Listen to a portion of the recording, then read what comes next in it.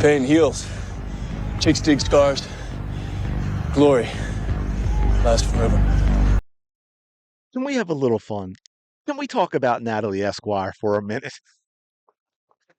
Oh, welcome to the channel. Thank you so much for your support. Hope you're having a fantastic day. Shout out to the 19. So, some old stuff came around again, which is kind of interesting. This originated back from before the WNBA season last year, as you can see. Dejanay Carrington, who, if we look here, I can't look at anything because, she has me blocked. Strong, brave, culture warrior that she is, has me blocked, even though I've never interacted with her. Uh, Jesus, yeah.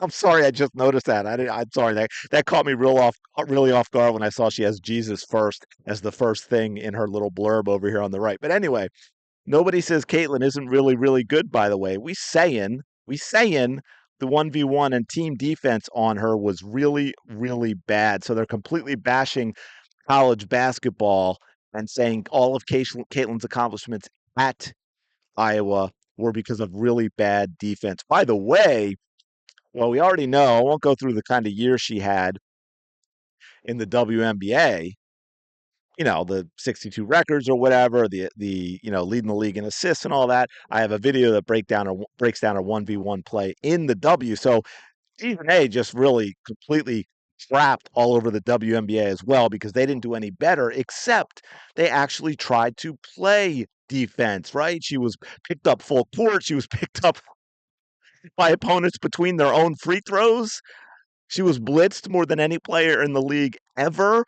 But anyway, I'm setting this up because you couldn't read it on the page before this, but this is Natalie Esquire, right? So this person says, I'm sorry, do you know who you just quoted? And this is Natalie back in the day talking about Fever fans, Clark fans. They're so embarrassing, and they're all in for a rude awakening when she gets to the W.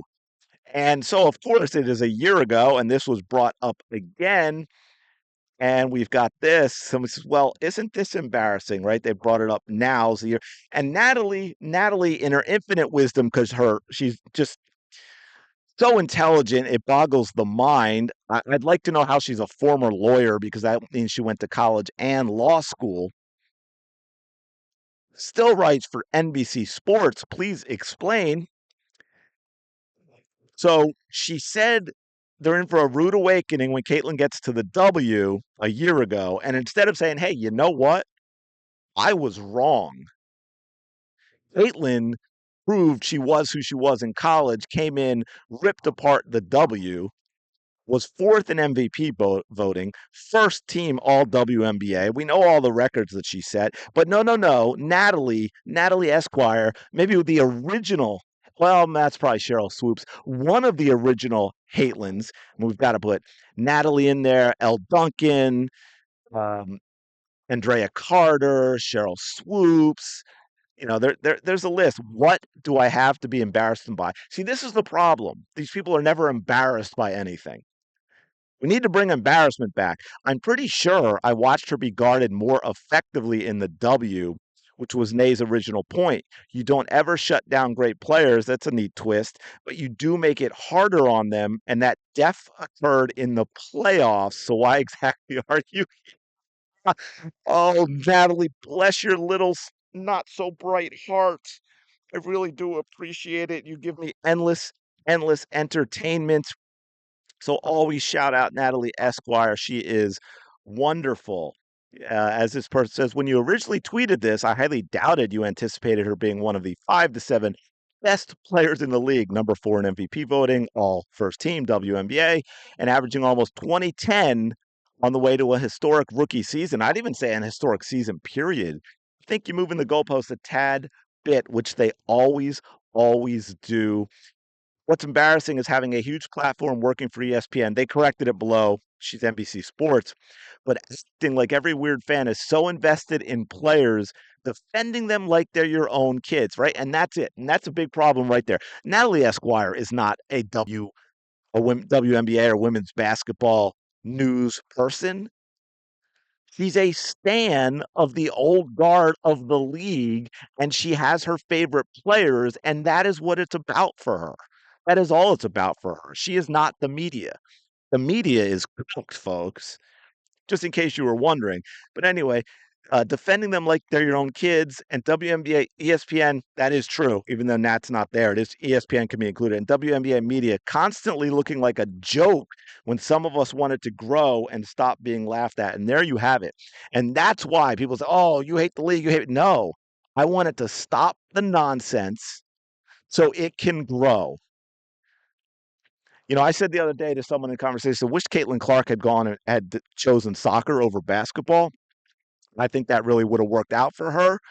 And you don't have this, and you don't have any of this in basketball. Caitlin Clark could be playing for the women's national team right now and be a professional soccer player, and none of these conversations we had this past year would we be having. She would be celebrated. She'd be celebrated by the soccer sports media. She'd be celebrated by her peers. None of this other drama would be happening at all if Caitlin Clark was playing soccer at the same level that she's playing basketball. This is a WNBA specific problem with women's sports for some reason.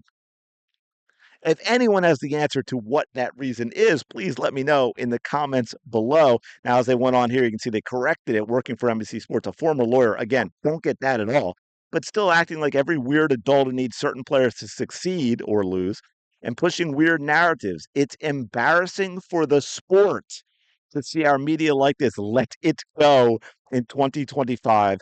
Please. Yes, that's what we wish they would, and I keep telling you they won't, and you're seeing it ramp up even more as we get closer to the season. What do I have to be embarrassed by? A lot. You have a lot to be embarrassed by. Oh, please. You were absolutely implying that she would be shut down, that she would not do anything like she did in college. She had twice the number of blitzes, right? There we go. Then the second most, Sabrina, yet was fourth in MVP voting and first team WNBA as a rookie and busting records. One more. You were the one who got the rude awakening. Cece literally generated the most points in WNBA history as a rookie, folks, as on a team that had a horrifically bad start, the same exact with a horrifically bad coach and historically bad coach, the same exact thing she did in college and what you said she wouldn't be able to do in the W. Yeah. So Natalie completely moved the goalposts, right? And then, like I said, we have this all WNBA first team. Yes, that is Caitlin Clark. It is Caitlin Clark on that list, Natalie. So maybe if you figure it out, you know, took a step back, took a deep breath, looked inward, tried to see it from their perspective, because you got a lot of people saying this to you, maybe then you would understand why you'd be embarrassed. And then maybe then you could change your ways and actually be an accurate reporter for the WNBA. We could clean up the drama. We could clean up the cesspool, and we could take this league to an entirely new level that it simply will not get to as long as stuff like this continues. Right? Am I wrong about this, peeps? Let me know. I mean, am I missing something? Should Natalie be embarrassed? I think Natalie should be embarrassed, but this is what we get from them all of the time, and we'll continue to call it out. And again, I said this in comments to some people on my L. Duncan video. They don't realize. I mean, I don't know how they don't, but I guess they're in denial or in their bubble. They don't understand that this isn't 15, 20, 25 years ago. They are not the source where people listen to them and they nod their head and they go, well, yeah, okay, that's the truth. Because I mean, why would they be lying to me anyway? They're just supposed to be reporting accurately. But now there are alternatives. Now you can be listening to me, and I thank you for everyone that does. Now, as you can see with the people with having X, they can push back right under her posts saying, no, this is absurd. And you see a lot of that happening. So I'm going to leave it there in the comments below. Let me know your thoughts. I'm going to leave it there in the comments below. I'm going to leave it there. Let me know your thoughts in the comments below. Let me know if you think Natalie should be embarrassed with what she said. Don't forget to like, comment, and subscribe. We're creeping. I think we passed over 11.55, so we're on the down slope of 11.5 to 11.6 in the sub. So appreciate it. Go have yourself the day you deserve, and I will talk to you later.